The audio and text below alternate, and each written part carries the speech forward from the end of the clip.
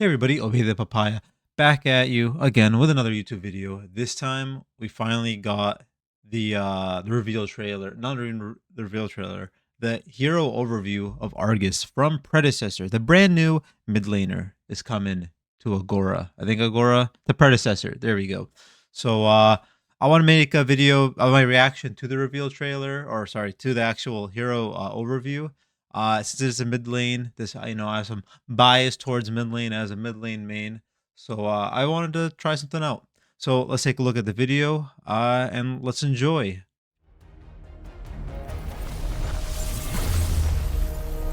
So this is the ending of the reveal trailer right here.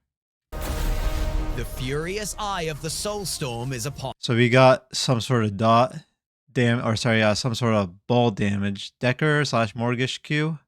On us, harnessed by Predecessor's latest original hero, Argus. That canceled, so we got something that canceled. No, I would probably steal that canceled it. Argus's peerless genius and relentless they turned into a ambition machine gun. To create and wield the limitless Arcrune engine.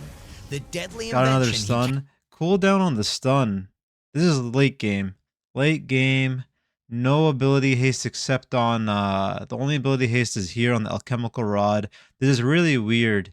I did watch the video overall like before, and so to take notes and to see things, and a little surprised in terms of seeing a soul bear being used right here.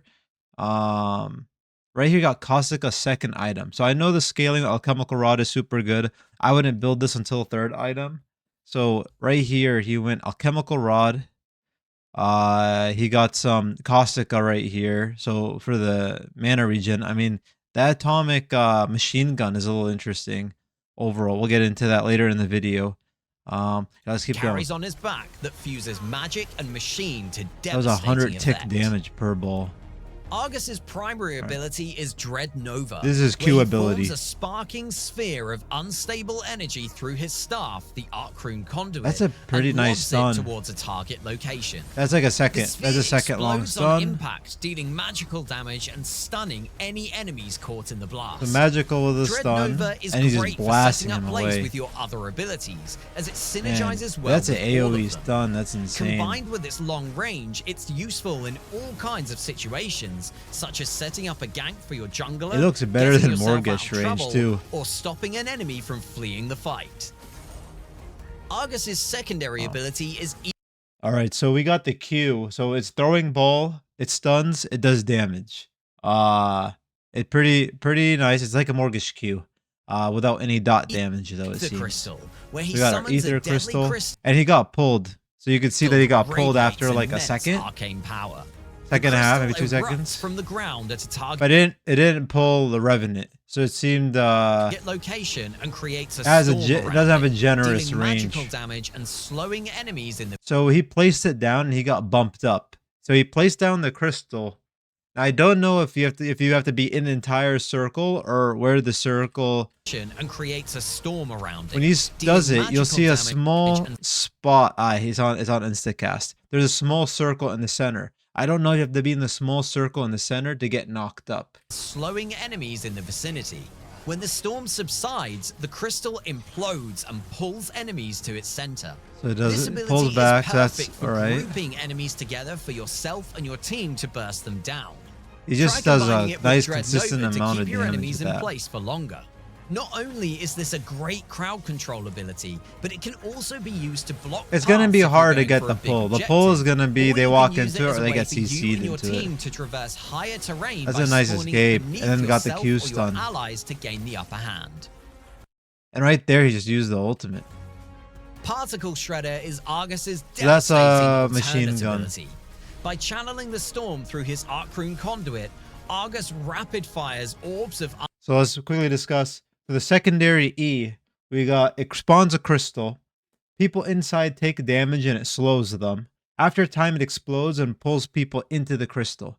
If you use a crystal on you, it raises you up. But you don't know. I don't know if you have to be in the center to do that. If you have to be in the center of the circle, there's 2 circles within. There's a circle within the circle. So that's what I got off of the E.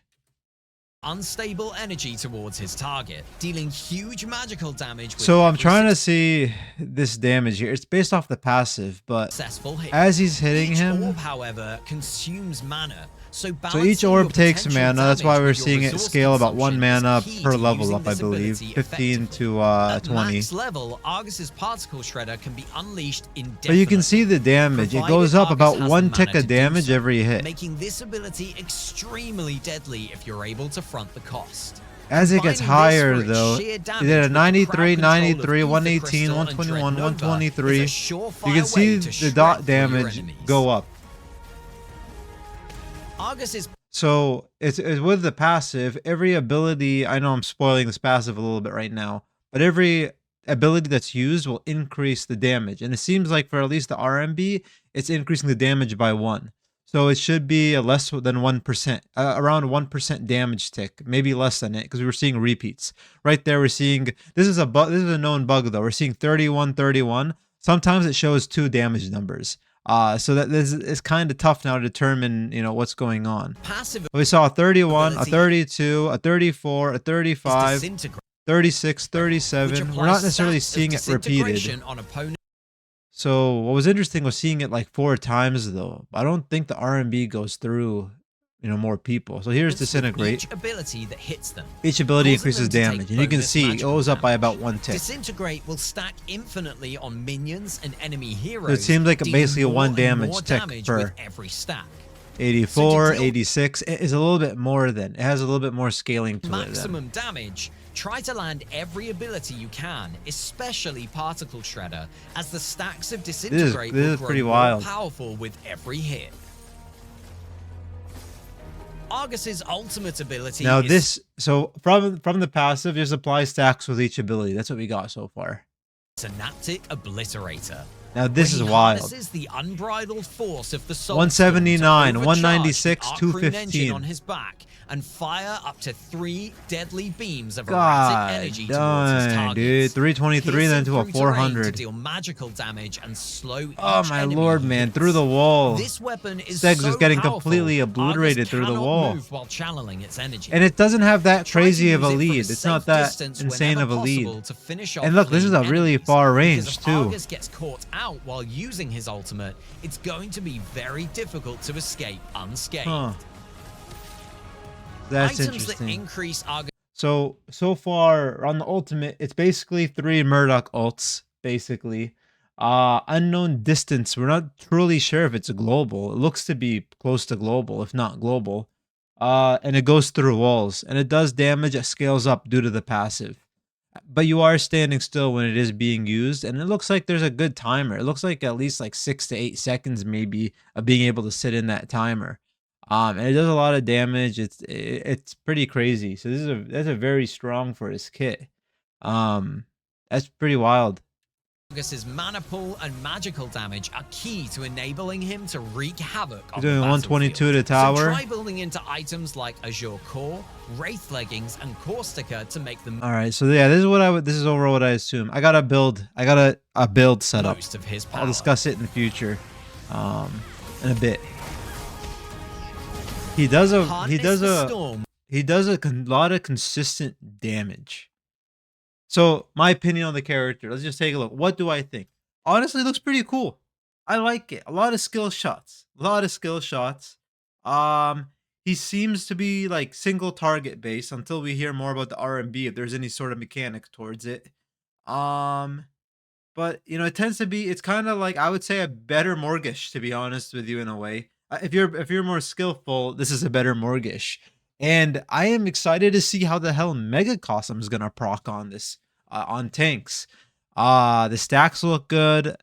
I assume it's only spells that your spells are gonna stack on Mega Cosm, so it's gonna be interesting. I think the character is actually pretty cool. I was initially disappointed on just the design being maybe possibly a little basic, but honestly, it fits him well. I like the animations a lot. I think it's pretty cool. I am interested in seeing the skin in action too. Might be the first skin I buy. We'll see. I need to see the prices because I like the color red and black, and I'm biased towards it. And in case the game dies, I want to use a little bit of my platinum. So overall, I'm actually pretty impressed. I like this character design. I think it's pretty good. And now we just gotta wait. Does he look to be on the broken scale? We only saw the good things about the character. I'm not gonna spoil anything from the data mine in terms of his scaling exactly and all that stuff. I'm only seeing it from here because you don't know if the data mine is truly correct. If you're interested in looking at the data mine, it is in my channel.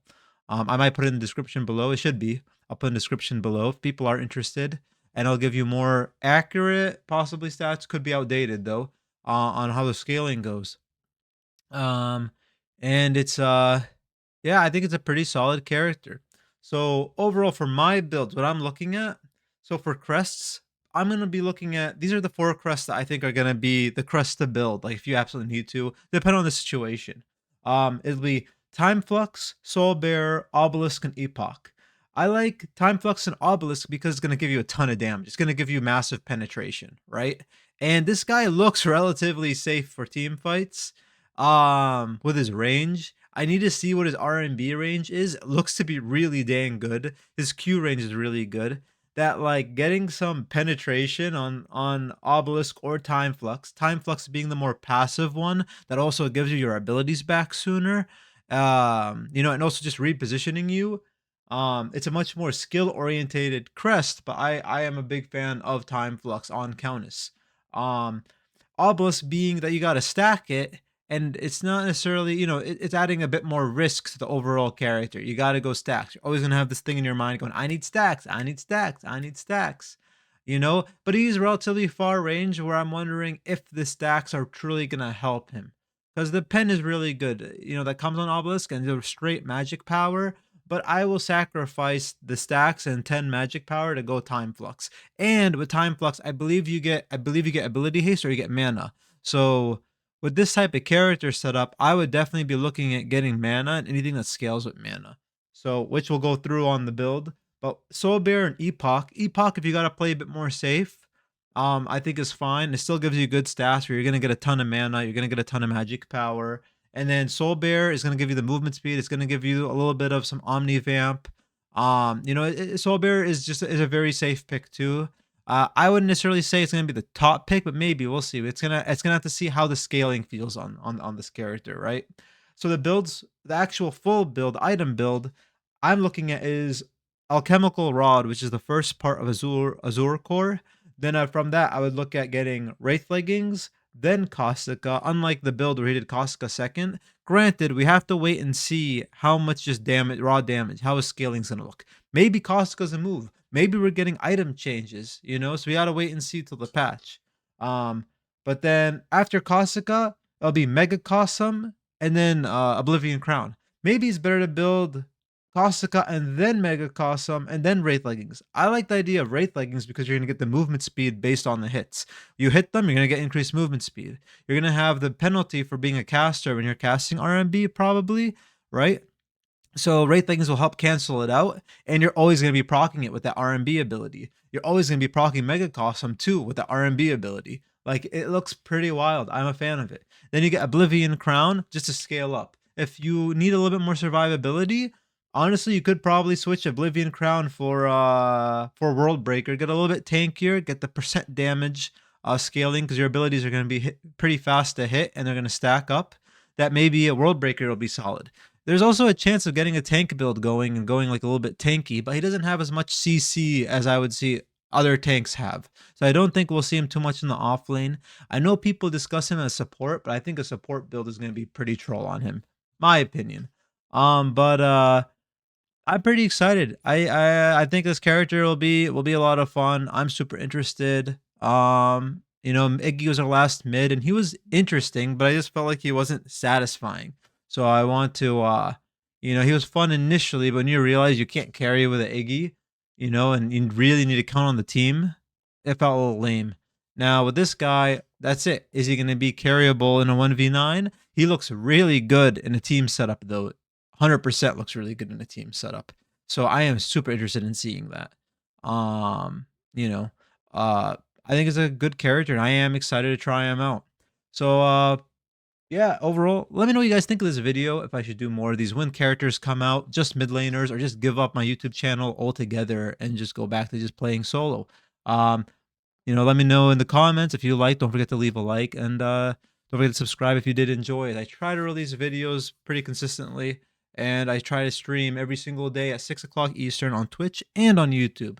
But yeah, let me know what you guys think. Take it easy. Have a good one. Good luck in your games, and I'll catch y'all later. Peace.